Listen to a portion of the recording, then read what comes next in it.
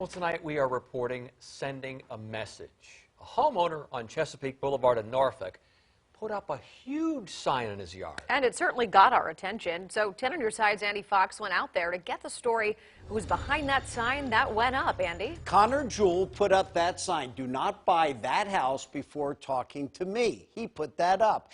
And he gave us this Norfolk notice of violation that indicates the plumbing work had no city permits and was not installed to city code.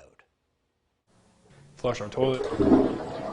It was coming out of the shower. This wedding blanket tells the story of Connor and Michael Jewell, childhood sweethearts, married July 14, 2018. He's active duty Navy. She's a special ed school teacher. On October 7, 2021, they bought their first home, and quickly it became a house of horrors.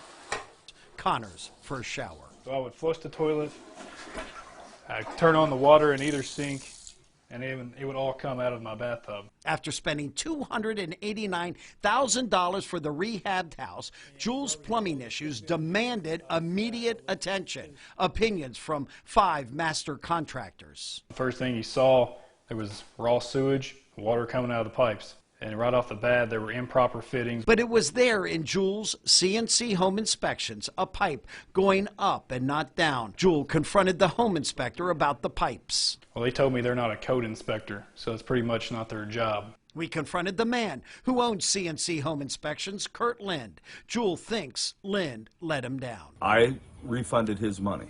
Well, he didn't cash the check because he doesn't want your money. He wanted a good home inspection that would have caught this problem, and it did not. Okay, and I apologized to him, and that's why I sent it through my insurance company. Insurance supported their client, Mr. Lynn, finding the home inspector did his job on the day of the inspection. The day of his inspection, the water ran just fine and did not back up the day of that inspection. But when Lynn went back to the house on a follow-up, the day I went back over there, I met his wife, and the crawl space was flooded. Connor's attorney sent this demand letter threatening to sue Mozart Investment LLC that rehabbed the home and sold it to Connor. The attorney writes, the entire drain system was improperly installed, including plumbing pipes with improper 90-degree bends.